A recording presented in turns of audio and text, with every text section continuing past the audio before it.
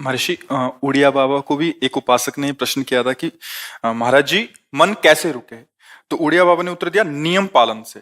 यदि हम नियम पर दृढ़ रहें तो मन हमारा क्या कर सकता है? नियम तो परमात्मा देखता है। हम लोग नियम पर दृढ़ नहीं रहते, इसी से हमारे देश की दुर्दशा है। संध्या वंदन तक का नियम जाता रहा है। भजन करने के लिए नियम की बड़ी आवश्यकता। हाँ, बड़े नियम की आवश्यकता है। तो जैसे प्रातः काल से सायंकाल तक की हर व्यक्ति की अपनी एक दिनचर्या होनी चाहिए। ऐसा नहीं कि आज हम 4 बजे उठे, कल 7 बजे उठे, पर फिर मन को आप कंट्रोल नहीं कर पाएंगे। मन के लिए एक दिनचर्या होनी चाहिए कि हमको 10 बजे सोना है, 4 बजे उठ जाना है, तो फिर 4 से 4:15 नहीं होना चाहिए, 4 बजे उठ जाना, ऐसा नियम बना ले। और उठ करके हमको थोड़ी देर नाम जप करना है, थोड़ी देर हमें वाणी जी का गायन करना है, थोड़ी देर हमें ध्यान, एक अपनी दिनचर्या। फिर हम अपने संसार के कार्य के नियम, जो संसार के कार्य हैं, उनको भी करते हुए भगवान को समर्पित करें। जैसे जो पद में है, जो आपको राष्ट्र सेवा मिली है, जो आपको समाज सेवा के पद मिले हैं, या आपको जो घर की सेवा के कार्य मिले हैं, उनमें बहुत धर्म पूर्वक आचरण होना चाहिए। अगर आप अधर्म आचरण करते हैं, अपने पद का दुरुपयोग करते हैं, तो आप सुबह जग करके थोड़ा माला चला लीजिए, फिर भी आपका कल्याण नहीं होगा, क्योंकि आप अपने पद का, अपने सेवा का दुरुपयोग कर रहे हैं। जैसे हम जानते हैं कि अधर्म आचरण है, ये अधर्मी है, हमें पता है दोषी है, और वो हमको कुछ धन दे देता है, और हम उसको मुक्त करवाने की बात सोचते हैं, और जो निर्दोष है उसको फंसा देते हैं। अब तुम चाहे जितना माला चलाने की कोशिश करो या दान पुण्य करो, वो तुम्हारा अधर्म आचरण, वो अधर्म का धन तुम्हें सतमार्ग में नहीं जाने देगा। नियम लेना चाहिए कि जिस पद में है, जिस धर्म में है, जिस कर्तव्य में है, चाहे कुछ भी हो जाए, हम अपने कर्तव्य से विमुख नहीं होंगे। जितना जप महान है, उतने कर्तव्य महान है। दोनों बातें समझना है। जब माला फेरा और इसके बाद बेईमानी, अधर्माचरण, इनका कोई नियम नहीं है कि हमें कैसे चलना है, तो वो माला काम नहीं कर पाएगा, क्योंकि उसका तभी सत्य भाव माना जाएगा माला जपला जब धर्माचरण है। धर्माचरण नियम से। बोले वो बड़े कट्टर नियम वाले हैं, उनको घूस नहीं, आप उनको भयभीत करके नहीं काम करवा सकते, प्रलोभन में काम नहीं करा सकते। ये हमारी गृहस्थी है ना, तो गृहस्थी के पालन के लिए धन चाहिए, और धन के लिए हम धर्म को आगे रखें, धन को नहीं। धर्म को, हमारा कर्तव्य क्या, प्रायः जैसे पूज्य बाबा ने कहा, आज हमारे देश में बहुत दुर्दशा हो रही है। दुर्दशा हो रही, क्यों? क्योंकि सब अपनी जगह से गलत हो रहे हैं। अगर अपनी जगह हम ठीक रहे तो हमारी दुर्दशा नहीं होगी। हमारा भजन कम होगा, लेकिन हम धर्म से चल रहे हैं तो हम विजयी होंगे। हम भगवान को प्रसन्न कर सकते हैं, क्योंकि हमें जो कार्य मिला है वो भगवान का ही कार्य, सृष्टि भगवान का कार्य। जैसे नए बच्चे कुछ वकालत पढ़ रहे थे, तो यहाँ के प्रश्न किया था कि हम जानते हैं कि वो दोषी नहीं है, हम जानते हैं कि वो दोषी है, पर दोषी हमें पैसा दे रहा है, तो हम वकालत पढ़ी इसीलिए, हम उसको जिताएंगे, तो क्या कोई पाप है? तो उनका खुला पाप है। बोले नहीं, हमारी कोई ऐसा कंपनी दो, ऐसा कुछ बोले कि हमारी कंपनी को ये सिखाया जाता है, तो हमको तो ये करना ही होगा, अगर नहीं करेंगे तो हमारी वकालत का मतलब क्या रहा? तो नहीं, वकालत का मतलब अधर्मी को मुक्त करवाना नहीं है। वकालत का मतलब अधर्मी के सबूत एकत्रित करके उसको दंड दिलवाना है, और धर्मात्मा को मुक्त करवाना है। अब इसके लिए आपके पास अर्थव्यवस्था अगर कमजोर भी है, तो धर्म व्यवस्था आपकी पूरी है। धर्म व्यवस्था ठीक है तो परिवार स्वस्थ रहेगा, सुखी रहेगा, भगवान आप पर प्रसन्न रहेंगे। अच्छा, फिर हमने तर्क रखा कि जैसे आपकी बहन के साथ कोई गलत व्यवहार करे, आपको पता है, और वो आपको 10 लाख रुपया घूस दे, तो क्या आप उसका पक्ष लेंगे? नहीं। तो फिर दूसरी बहन के साथ किया है। अब यहां विचार करना है ना, अपने भाई का अगर कत्ल किए हो, मुझे पता हो कि ये दोषी है, तो क्या हम पैसे से उसको मुक्त करने देंगे? लगेगा कि जान की बाजी लगा देंगे, और तुम्हें हम, ऐसे ही एक गरीब आदमी की किसी ने हत्या की, तो आपका पक्ष बनता है। पर यह ज्ञान कहां मिलेगा? बिना अध्यात्म के ज्ञान तो मिलेगा नहीं। ज्ञान तो इस बात का मिला कि कैसे पैसा कमाया जाए। अच्छा, वो पैसा यदि अधर्म से आया है तो आपकी दुर्दशा कर देगा, आपकी बुद्धि भ्रष्ट कर देगा।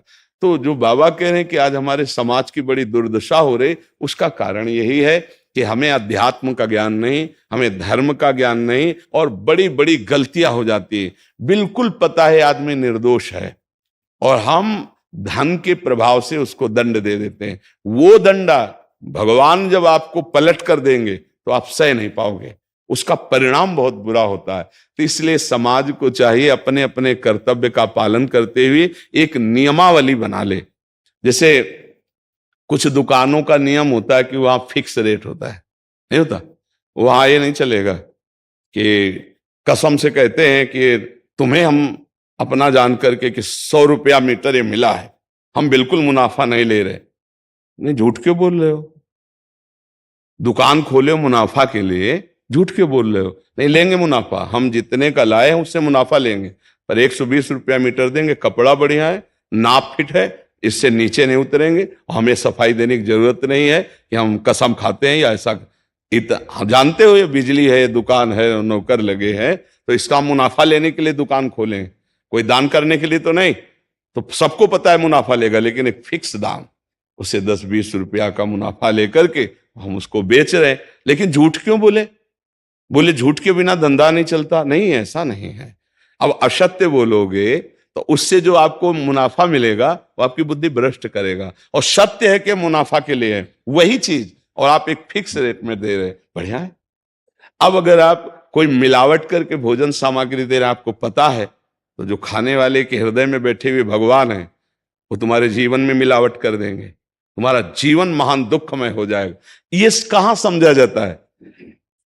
एक आदमी सिंथेटिक दूध बना रहा है, उससे कहो ये अपने बच्चे को पिला, नहीं पिलाएगा। फिर ये दूसरे का बच्चा जब पिएगा तो उसकी हालत क्या होगी? दूसरे शरीर में जाएगा तो हालत क्या होगी? वो केवल धन की बुद्धि रख रहा है। एक आदमी घी में केमिकल मिला रहा है, एक ऐसे अभक्ष्य पदार्थ मिला है, वो स्वयं नहीं खाएगा, लेकिन वो होटलों में भेजा जाएगा, हजारों लाखों लोग खाएंगे, बीमारी बढ़ेगी, उसको रुपया से मतलब है। ये चीज, ये दुर्दशा हर जगह धर्म का ज्ञान न होने के कारण फैल रही, नहीं फैल रही। एक मरीज बीमार है, असली दवाओं में पैसे ज्यादा है, नकली दवा लेकर के असली के दाम में बेच देना, उसको बिल्कुल फायदा ना होना। लेकिन परमात्मा देख रहा है, तुम जानते हो नकली दवा है, वो तो नहीं जानता बेचारा, ज्यादा पढ़े लिखे नहीं, किसान आदमी गांव का आया है, तुमने दे दिया और उसने पैसा दिया असली के। अब वो पैसा तुम्हारी बुद्धि भ्रष्ट करेगा, तुम्हारे परिवार में कलह पैदा करेगा और तुम्हारा पतन कर देगा। ऐसे हर डिपार्टमेंट में, हर विषय में यदि हम अपने धर्म से चले, अपने सत्य से चले और थोड़ा भी भजन होगा, वो आपको उत्तम गति प्रदान करेगा। पर ऐसा कहां समझ में आ रहा? अध्यात्म के बिना भला ऐसा समझ में आएगा? तो इसीलिए कह रहे हैं हमारे देश की दुर्दशा हो रही। पूर्वजों में पहले यह था कि हमारा धर्म नहीं जाना चाहिए चाहे प्राण चले जाएं, हमारा चरित्र नहीं जाना चाहिए चाहे सर्वस्व नष्ट हो जाए। आज इसकी कोई परवाह नहीं, तो उसी से बुद्धि भ्रष्ट हो जाती है, जीवन एक पशुवत आचरण वाला हो जाता है, और वो अपने को बड़ा सुखी समझने लगते हैं कि हमारे पास बड़ा वैभव है। लेकिन प्यारे, उस दिन को याद करो जिस दिन तुम्हारा आखिरी समय होगा, ना तुम्हारा फार्म हाउस जाएगा, ना महल तुम्हारा जाएगा, ना बैंक बैलेंस जाएगा, ना कोई व्यक्ति, और ना ये शरीर। अब तुम्हारे कर्म तुमको भोगवाएंगे। उस समय की कौन याद करता है? अगर उस समय की याद हो तो भय लग जाए कि नहीं नहीं, पाप नहीं करूंगा, क्योंकि जाना है यहां से। अच्छा, कब जाना कुछ पता नहीं, किसी भी समय ट्रांसफर हो सकता है इस शरीर से। तो हमें लगता है कि महापुरुषों के जो वचन है कि हमें एक नियम से जीवन जीना चाहिए, धर्म पूर्वक जीवन जीना चाहिए, अपने कर्तव्य का पालन करना चाहिए। जो हमारे लिए कर्तव्य, आज प्रायः धन प्रधान बुद्धि होने के कारण कर्तव्य स्वाहा हो रहा है।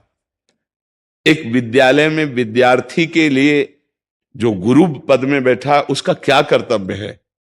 वो अपने कर्तव्य को भूला हुआ है।